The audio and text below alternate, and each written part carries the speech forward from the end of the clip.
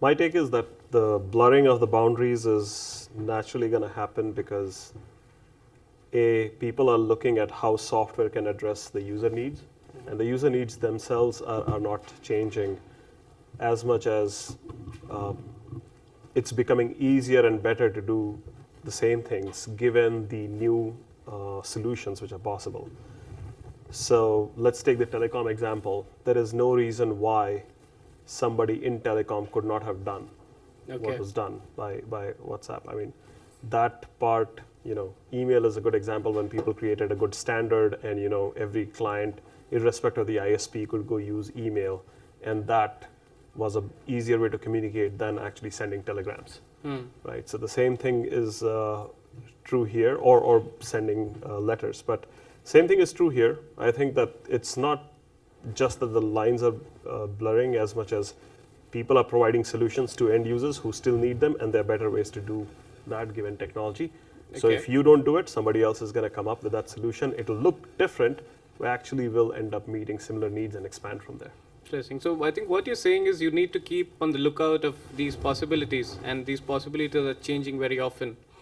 And yeah, I mean, the way I think of it is it's about what are the key insights which will allow you to go meet a particular need much better than it was done earlier. Let's take the example of lending money or interest rates. When you are going to a bank and you deposit some money and you get a certain return on it, whereas if you go take a loan from the bank, there's a certain return which they expect from you. And the difference between them, where does that money go? And if you can, using technology, make the entire banking system more efficient, then you can either reduce the interest for loan or here, provide better returns. And there are companies which are like, Lending Club is an example of like, companies which will say, for the same risk, I will be able to give you a better return if you give me the money because I know how to loan it out better. So there are things like these which will happen. Right. It's just creating more efficiency. Interesting. So Satish, you've been working with a lot of companies you mentioned in the same area. How do you see it impacting the business, and how do you see them looking at engineering very differently? Is it just the product management that needs to be on the lookout, or are you seeing even engineering actually change in this scenario? My title is Chief Transformation Officer, and this is where we realized that many of our customers are relying on us more as a business transformation partner, not just a technology partner anymore, right? And that is where we have been changing our internal process, internal thinking, internal structure, how we structure our, how do we evaluate our customers' needs in a strategic framework? How do we align our offerings around that business transformation needs? So that's where we started thinking about those things, right?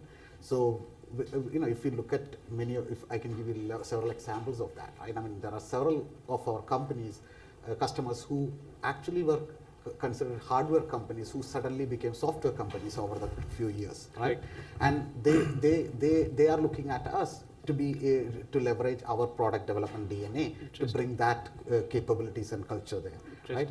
I have a customer who was in print business who is completely revamping their business into digital business, complete transformation. Right? They are relying on our business transformation consulting, our product, our product modernization capabilities to enable them to become that. We have a home shopping network company who just recently, has transformed the business, and they just, their mobile and internet revenues are completely overtaking their traditional home shopping network. Again, business transformation. We have a company who is traditionally selling data, has completely transformed their business into predictive and on-demand analytics. Right now, they need us to provide advanced analytics capabilities, product engineering, product management capabilities. Right, makes sense. And even software ISVs, if you take traditional companies, they are struggling with the challenge of being able to move from their legacy products, what they call, where you have huge volume of customers who do not still need those. I think that's a great segue. Let's go to Brad on that, right? So, for the huge transformation from being an on-premise enterprise company to trying and dealing with all these cool customer apps that people suddenly seem to want, with the same level of efficiency and robustness. It must be a challenge. So how have you seen it evolve in the last 10, 15 years? Yeah, well, I think probably most of that evolution's happened in maybe the last 3 years.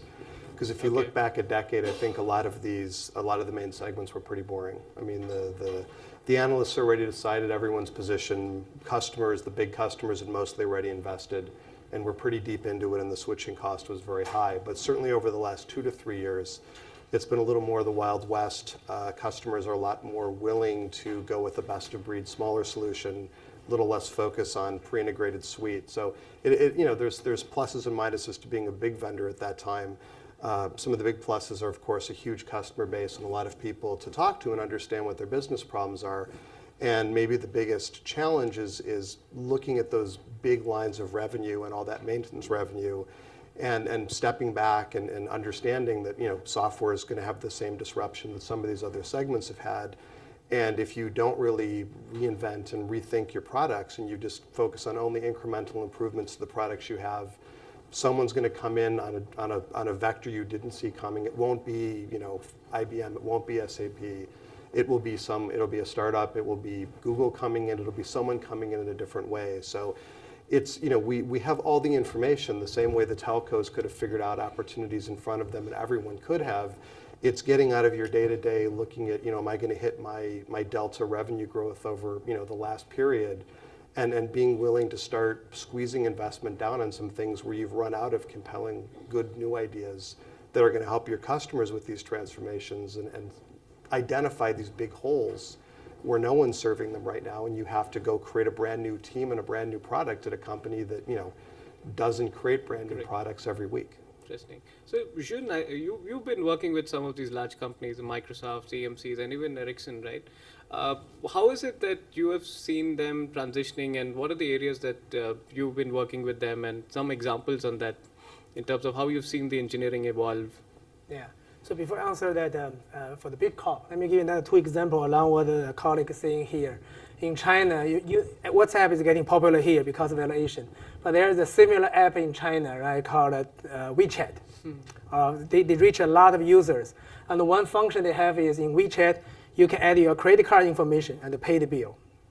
So, and in another China application, right, it's like eBay-like application, we call it Ali or Taobao. They have a huge volume, right? There's a few days ago, they had a historical volume in 1 day, right? And what they do is they now start to give the interest on the money you put in their account. For example, I opened up an account. I call it Yuge, the balance account. You put $10,000 in.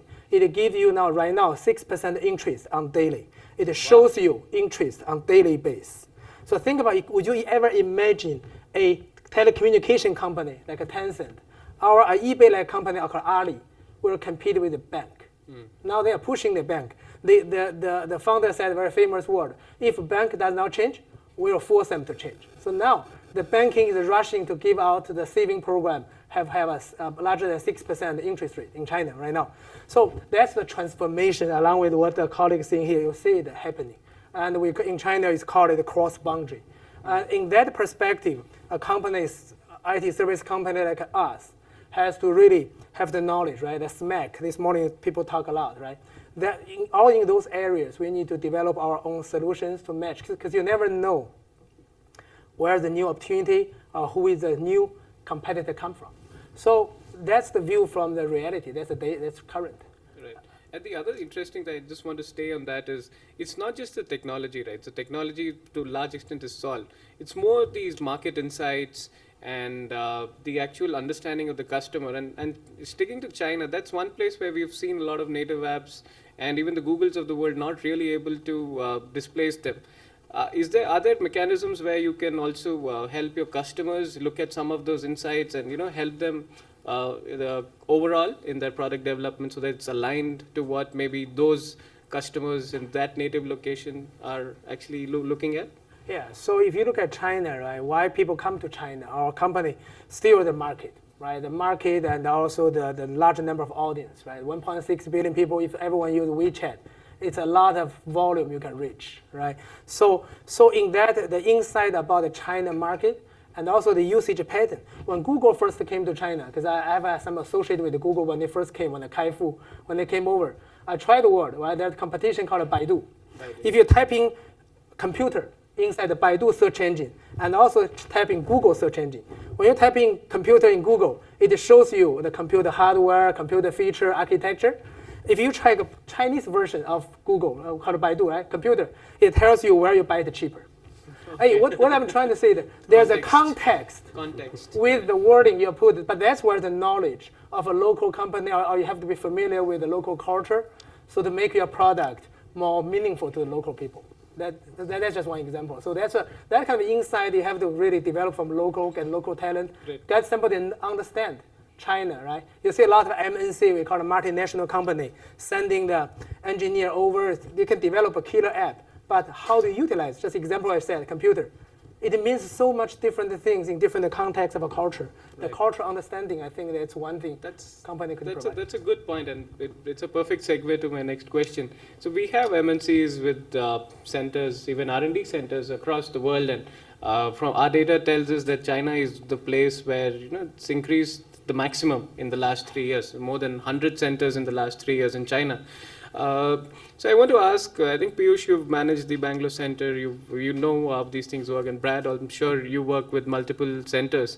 How do you see the roles changing? Is it that earlier the mechanism was very simple, right? So there's a core team back in the headquarters, wherever it may be, the US or the Europe, wherever, and then you have arms and legs working from different places, maybe for either cost reasons or efficiency reasons, or just 24 hours we can do the work. Is that changing, and is it possible to even sustain the model where you have non-independent teams in different locations? How have you seen it happen in Google? Google specifically, or overall, yeah. I think the first question there to ask is, why exactly do you want a global center? One of the examples you can probably say is, it's part of my cost of production, right? There are places where it's cheaper to hire, there are places where it's more expensive to hire. Silicon Valley versus Bangalore is a very good example. For the same talent quality, the prices are different. Or you can say that I am trying to do something for this market. I mean, Jun gave a very good example of what computer might mean in different places. Or the third is just purely tactical. I don't care about cost. It's not about people. I just am not able to find a person like that over here, and therefore I'm going to like Israel, so you go there. Yes, exactly. So I think it depends on what you are looking for. Google primarily goes with the third and somewhat the second. It's not about the cost between the two, the cost differential. But I think the second one is the most untapped opportunity over there. Like I'll give you an example. Google Maps is something we all use. Right. And part of it is built in Bangalore. And in India, if you've ever been there, it does not make sense to say, go there and turn left on this street. There will be no sign which says turn left on this street, right? So what they ended up doing is they incorporated in the map data set points of interest. So it'll say, go over there and you'll see Roshan's cycle stand, and turn left from there, then you'll see a big tree and turn right from there, which kind of, I mean, that is what works over there, which if you are sitting here, your entire plan laid out on a grid, then it's not something to build here. And that's an example of a product which cannot be built by a global company sitting centrally in one place. Context. But it's not something which is unique to India. It is a large part of the world has needs like that, and then you can roll out that technology everywhere. There are technologies we have built which have come out of there, which have gone to the rest of the world because they're more meaningful. I mean, all our SMS services in Google Maps, Map Maker, like all the human-edited maps, I mean, they're all coming from India as a result. So I think that those are the three. We choose mostly second or third. So what about you, Brad? How do you see it evolve with Oracle? You have huge presence in India and in China. How is it changing over time? Is it still the same that we started maybe 10, 15 years back when you just set up?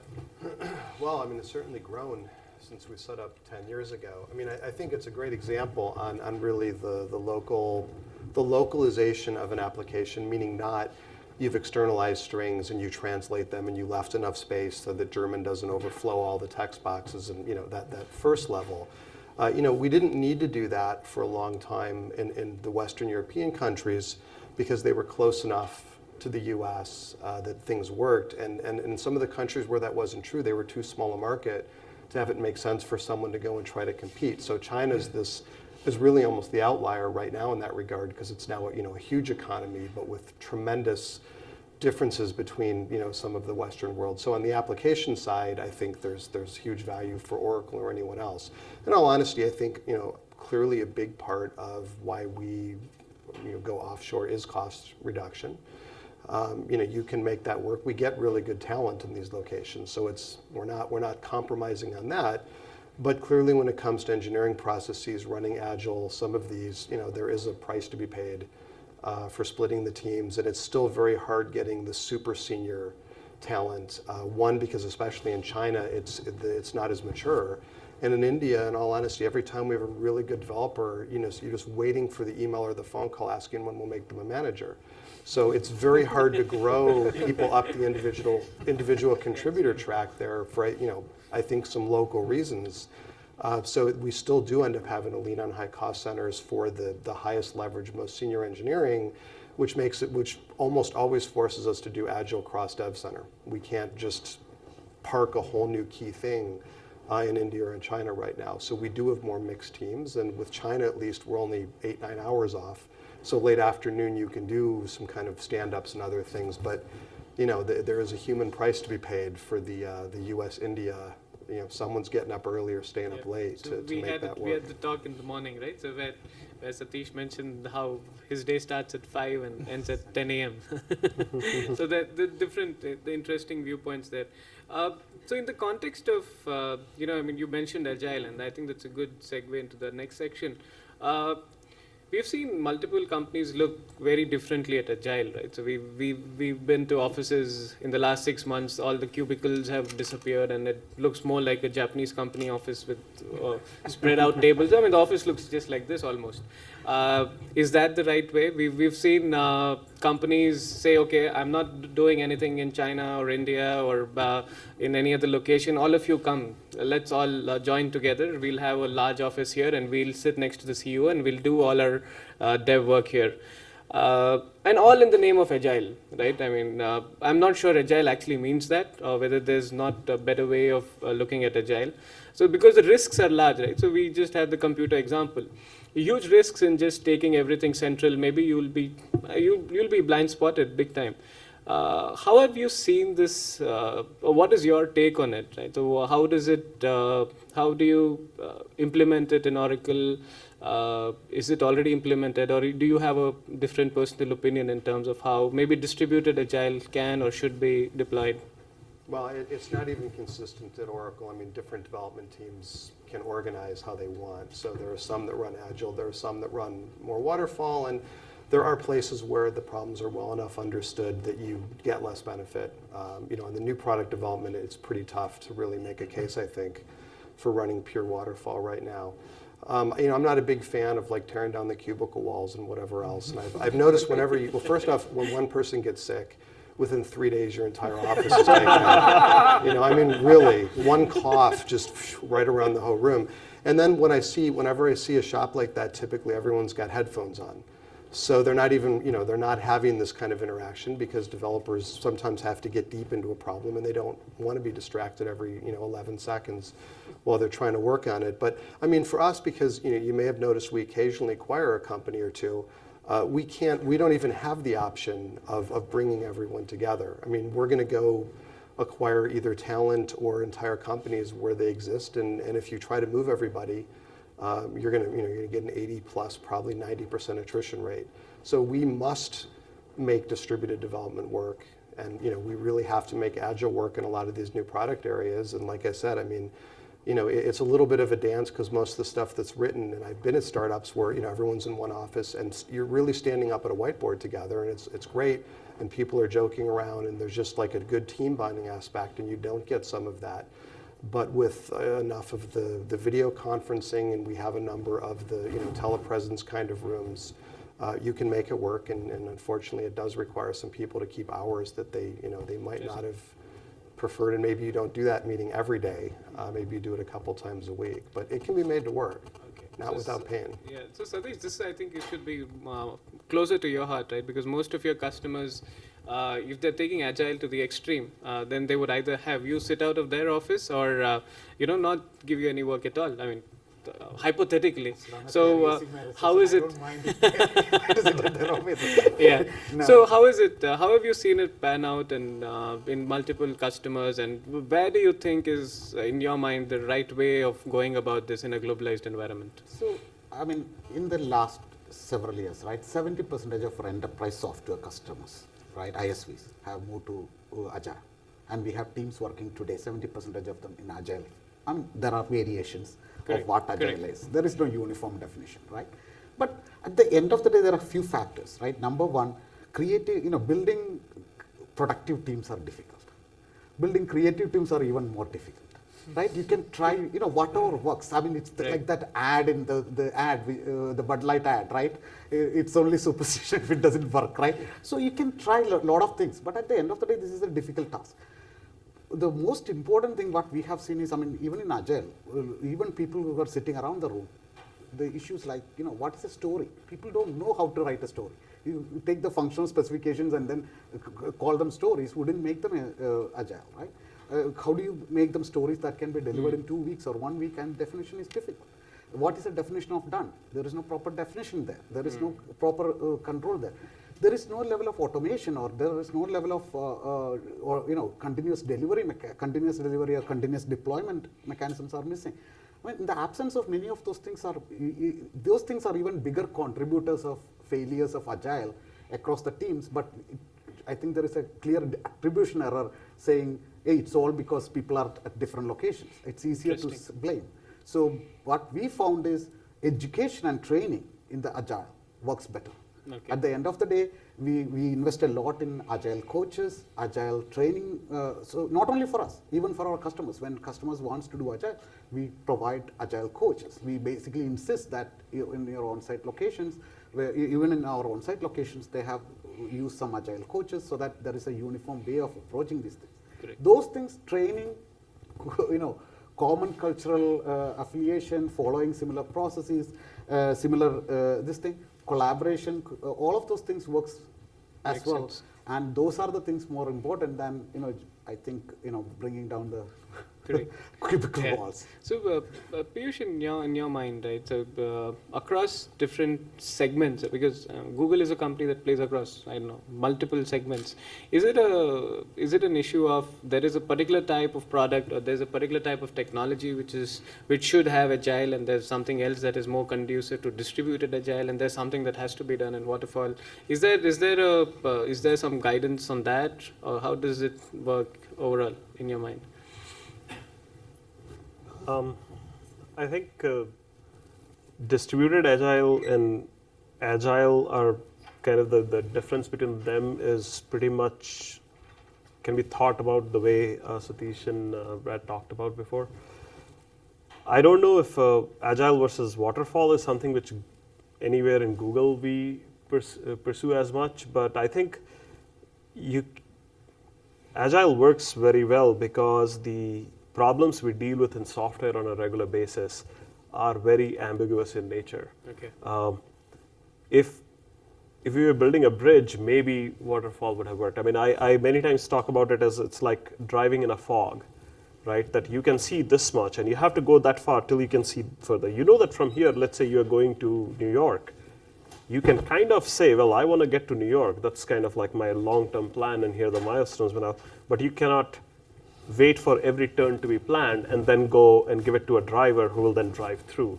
That's because the problem is relatively ambiguous. You have not understood the problem till you actually get further into the solution.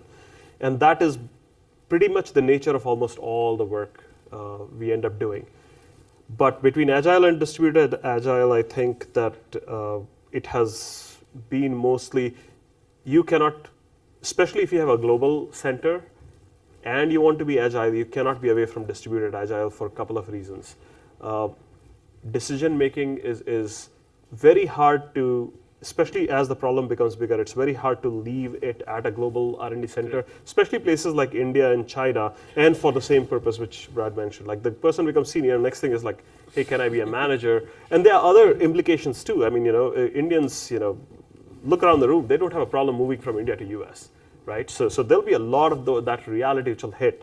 People fresh out of college are much more likely to find high talent and all that. So decision-making authority naturally tends to gravitate here. Okay. Not because of a desire to keep control, but because of lack of options in most of the cases. UX is another case. User interface, depending on the product, who you are designing it for, it is very hard to find good user experience talent in many of these places. So there are things like these, product, the same thing, like, if you're closer to the customer, well, it depends on where your market is, right? I mean, in that scrum which you are doing, who is representing the customer, and that person not necessarily is sitting right next to you. So I don't think you can go away from global agile. But that said, today technologies and tools have developed so much that those cubicle walls don't matter. And similarly, other than time zone difference, I don't think most of the things will be a big deal. Okay. It's the time zone which ends up becoming the biggest issue. Just the work-life balance, that's it. Well, it depends. I think, it depends on how you want to orient your life. Like Makes when we sense. were in India, people worked late nights and showed up late in the morning. Okay. So Jun, we've been talking like different methodologies and cloud and all these things. So in your mind and in your experience of working with different companies, how is it that you've been able to guide them or work with them in this new paradigm of development? And how do you see it evolving in the future in terms of how you can actually work with them in this new paradigm? Yeah, so I guess two perspectives. One is from Agile perspective. I think they all spoke. I agree with the speaker. We actually have quite a few Agile Scrum Master, and they work on daily basis with customers in the Bay Area, actually in Seattle, right? For example. So, but what PH described is very correct. So the more they can be distributed, but there's a control probably more in the US side. They have to work.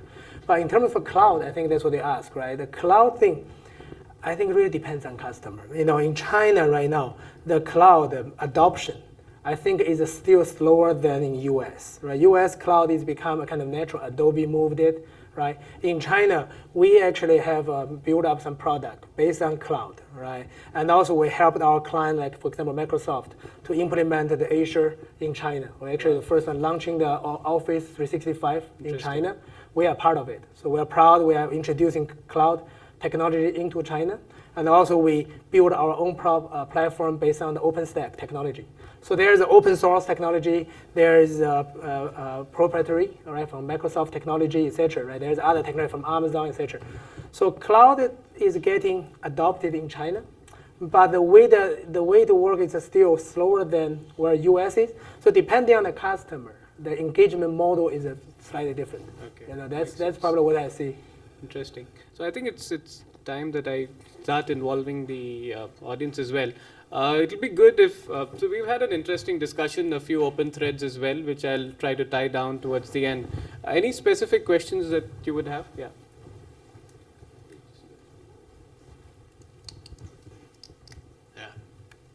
Yeah. Okay. So one of the risks I've seen with agile development is the whole, missing the forest for the trees aspect of, people are focused on their scrums and, doing their burn down, and then they are responsive to feedback that they're getting from their customers, but all of a sudden they're somewhere off the road where they thought they were going to be, and that actually where they're headed has no future. So how do you avoid that?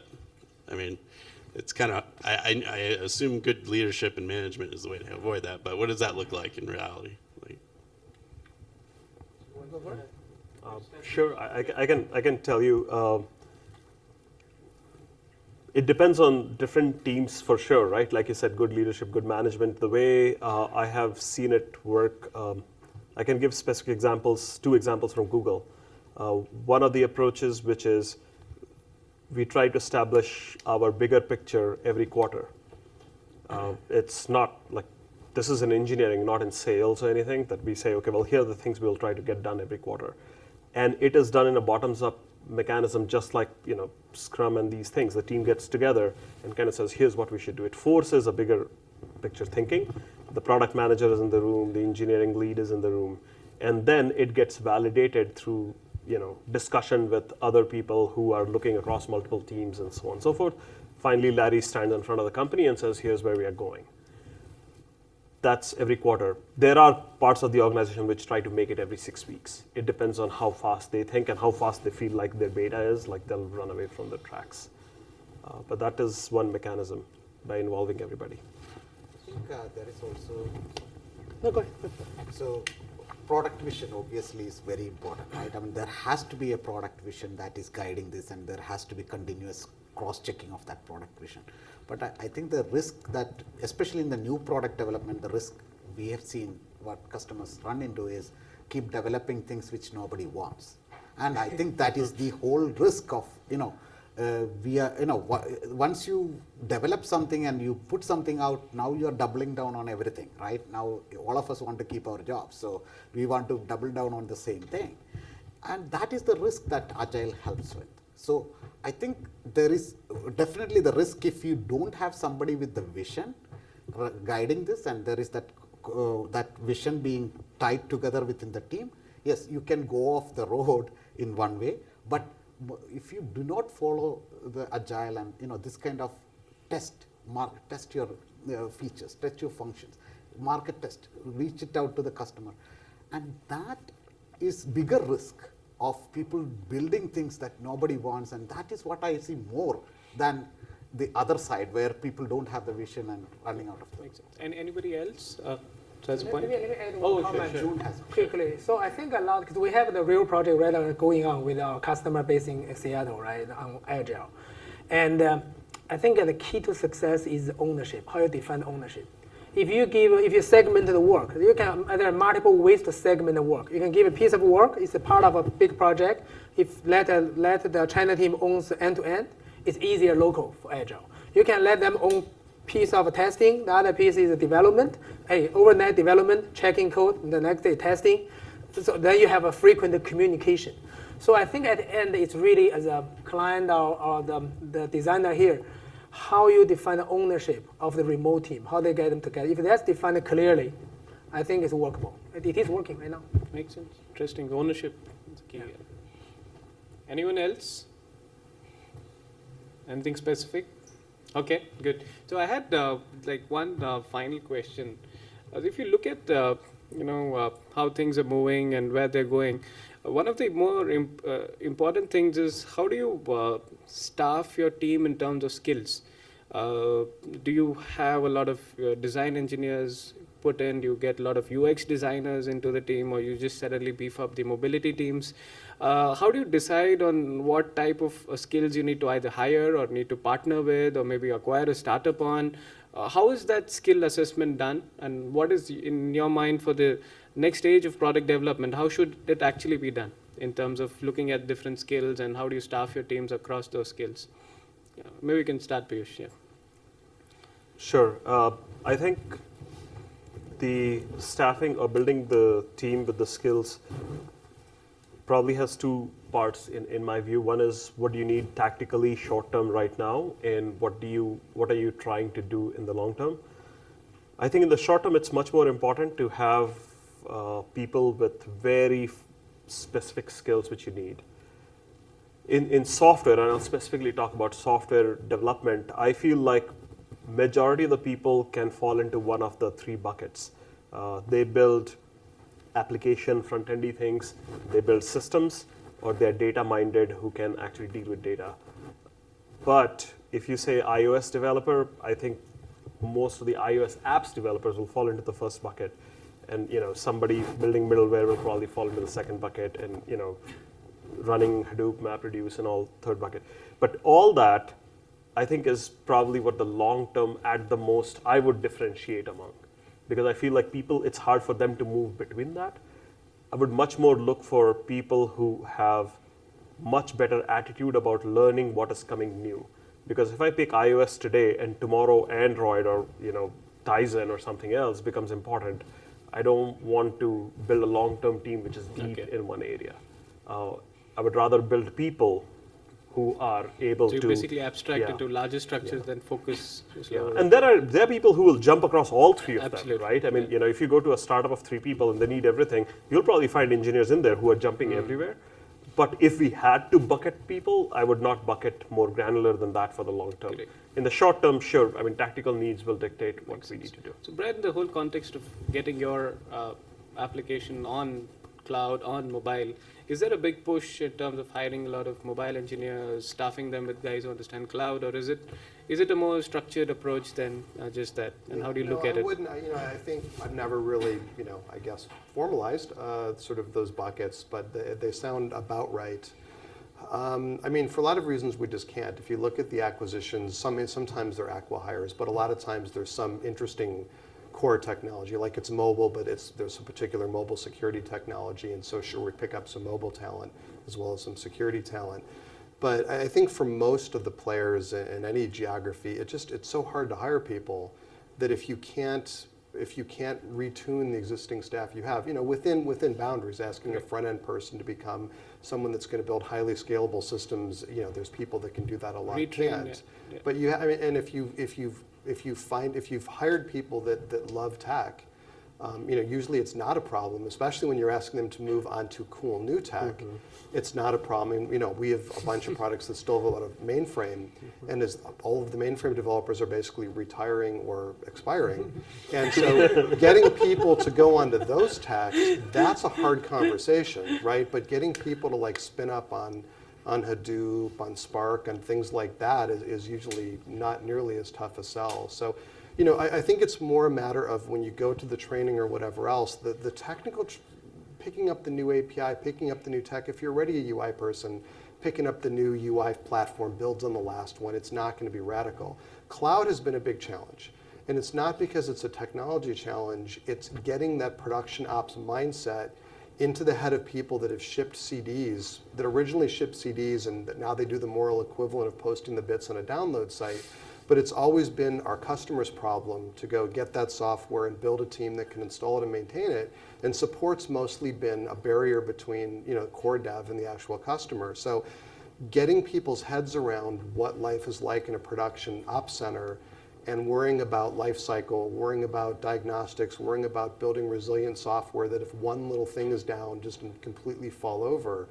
That's the biggest challenge. It's not the individual technologies. It's a mindset change, a shift. That's the tricky part.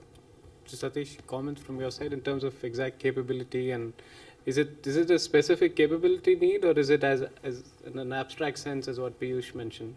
No, see, most of us, whether even in consumer world or whether it is enterprise world, there is a lot of software out there which requires this kind of high level, that's where 90-95% of most of the work is getting done. And we still require mainframe people, and which are very difficult to find. So that part is still there, and there, our talent, more traditional talent classification and other things are working. But in the very small percentage in the new product development, and especially new entrants, and also some of the traditional companies who are trying to compete in the marketplace, migrants. yes, who are trying to get into this thing, we see a slight trend different there, because we have product managers who are saying, I want a five-star product today. Right? I mean, this is the one point of product. He wants to really 5-star app, right? He wants a 5-star app. Nobody knows what it means. None of us have ever built, learned to build a 5-star app. We don't even know what that definition is. Secondly, customers want more smarter application, which basically means that you are talking about what kind of insights and capabilities that you can drive some of these applications. You have consumers who want personalized applications, right? So what we have seen in the recent run, and it's a small trend which we believe is moving in the right, will expand more, is people like data scientists, design engineers, enterprise architects, the cloud, the whole backend architects. The people who have traditionally been separated by big walls, who only talk through very well-defined protocol specification exchange, are coming in the same room to talk about at the early stages of product development, in the new product development area. And that is an area where this talent is becoming very important. Not only talent, people who can actually communicate with each other. Correct. And learn to work with each other. Soft skills as well. That's ability of people who can bring at the beginning of the new product development, who can work together. That is becoming more and more important, and that is one of the trends that we see, and that is one of the areas where we focus on. As that's where Symphony Teleca we merge together, and some of these key capabilities we bring together. Idea is to have that. Interesting. So Jun, I'll let you have the last word. Any comments on capability, skills, and how is it that you've seen it change, and where do you see it going? Yeah, so I think I agree with most of the speakers that the challenge is similar. But as our job is IT service provider, right? A lot of job is to staffing up a team for our clients. We help the many clients to build up a team in China and in the US, right? To find the risk, but what I say maybe a little bit different angle from the way I said, let's say the eBay type of a company, right? Moving into banking, right? Suddenly the IT skill becomes a financial skill. So you never know what skill is outdated when technology moves so fast. But there are things get emerging, right? The lines blurred. So for us is how do you maintain a talent base? There's a talent base. For example, when a hot technology come out, if you do an IT service company, you don't want to run too fast because you will basically become a training school of some other type of focused niche company, right? But on the other hand, you cannot fall behind either. So the trick is in balance. But on the other hand, when there's a merging of the lines, right? Like I said, hey, the IT application become financial driven. You suddenly need a financial expert or expertise in your IT group.